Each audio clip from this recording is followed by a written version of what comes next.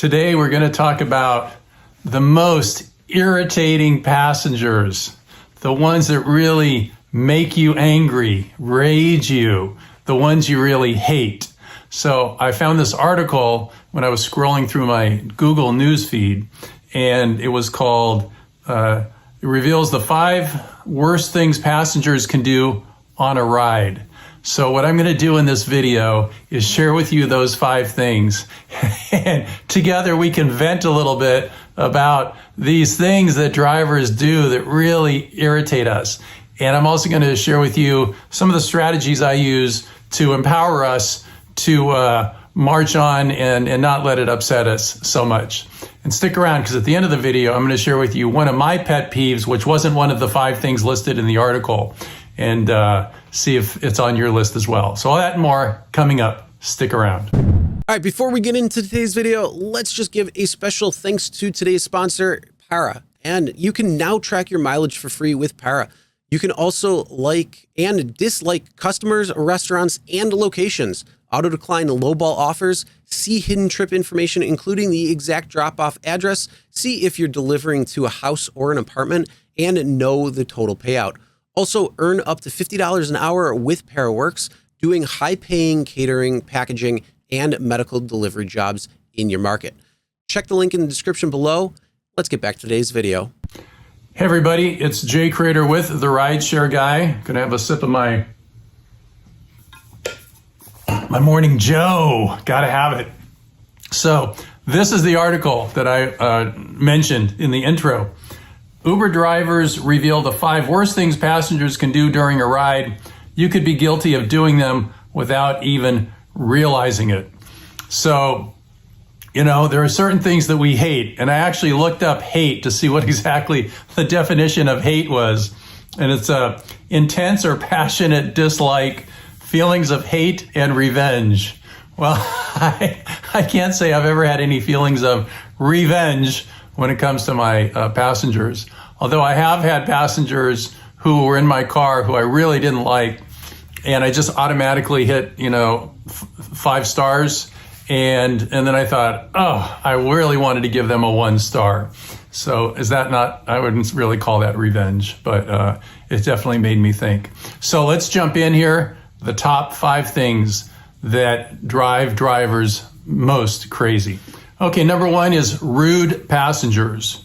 So, people that don't smile, they don't say really hello, they just kind of get in your car. You might even try and, say something and they just shut you down. They may insult you. Anything like that would be considered a rude passenger. So my strategy for rude passengers is just kill them with kindness. Just put a big smile on your face and just drive. And don't let it bother you, right? I guarantee you whatever they're going through has nothing to do with you, right? They got into the car upset, their girlfriend left them, their boyfriend left them, they got fired from their job, something good didn't happen to them today, and they're kind of taking it out on you. And you just got to understand that, take a bigger perspective, and let them have their rudeness, and just like water off a duck's back. Number 2, requesting stops at drive-thrus or convenience stores. So this, I completely disagree. This should not be something that bothers you. This is an opportunity for you to spend a few minutes doing something out of the ordinary, which generally leads to a really great tip. I definitely get people who say, can we run through the McDonald's? And I'm like, sure, and I don't usually go through the drive-through. I just park, let them go in and do their thing and come back, and then run our way. And it always ends up that they're going to give me like a $10 bill, or they tell me they're going to tip me really well because they didn't set up an additional stop, so they know I'm doing something special for them. So definitely don't let that one bother you, because if they ask for something special, it should end up giving you more money and definitely a higher return on your time. Number 3, not tipping. So we obviously can't get upset about that when the passenger's in the car, because we don't know, right? We don't know if they're going to tip us. Sometimes I've been tipped as much as a week later, right? People just don't get around to it right away. So all you can do is give yourself the best chance to get a tip. Smile, have a decent, nice conversation, listen to what they say, help them with their luggage, keep your car clean, keep your car smelling good, all those things that we've gone over many times. And some will tip, some won't. It really is a function of the service you give, not the passengers that are in your car. Okay, number 4, arriving late. Yes, this one I hate because if I wait, imagine, so if I do 20 rides in a day and everybody makes me wait 5 minutes, right? That's 100 minutes. That's an hour and a half that I'm not making money, right? Now, fortunately, I would say only 1 out of 10 passengers makes you wait the full 4.5 to 5 minutes before showing up. So it doesn't happen that often. My strategy is to pepper them with messages so they are constantly reminded that you are out there. So what you're seeing here is the first message says, "Hi, your ride is here," with a thumbs up. I'm in a black Honda Accord Hybrid. After 1 minute, I then send one that says, "I've arrived." And then after 2 minutes, I say, "Do you still need a ride?" And usually they say yes, and they're out pretty quickly after that. So just go boom, boom, boom. And that seems to help a little bit. I don't have many cancellation fees, although I do get one every once in a while. And it does make me angry, just sitting there minute by minute. Just yesterday I had a 5-minute ride, and it was going to pay me like $5. And it was very close. And I waited 4.5 minutes. And I thought my 5-minute ride just turned into a 10-minute ride because this freaking person can't, do something that is so simple, which is don't request your ride until you're ready to come out the door.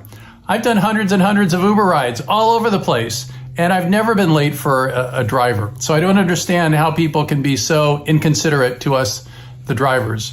But some are. And we have to deal with it. So this one definitely, I can feel the anger rising up in me. Okay, number 5 is the no-go zones. So this is where you are being asked to pick somebody up in an area you really shouldn't be driving.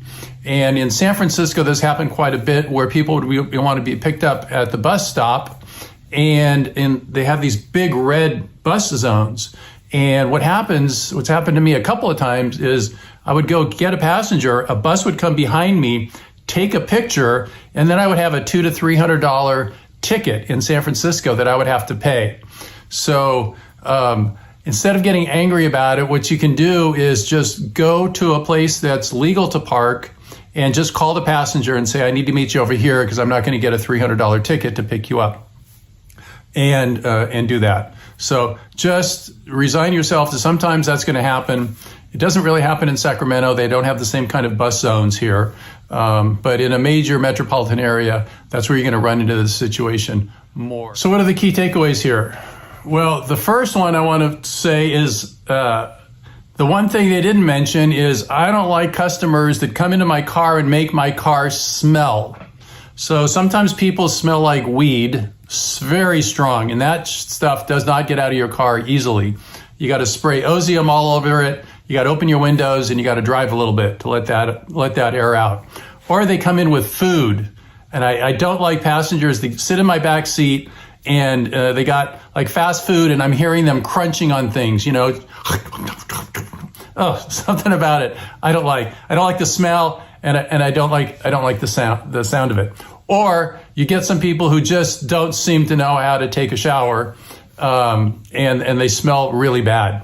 I had one guy in my car, and he took his shoes off, and it was the most foul smell I've had. I had the window open, I had the air blasting on me, and this was a 20-minute ride, and it was like this is what hell is like.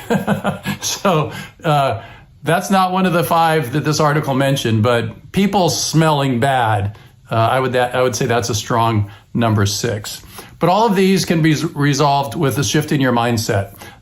They're usually like an opportunity to learn how not to let other external forces impact your serenity.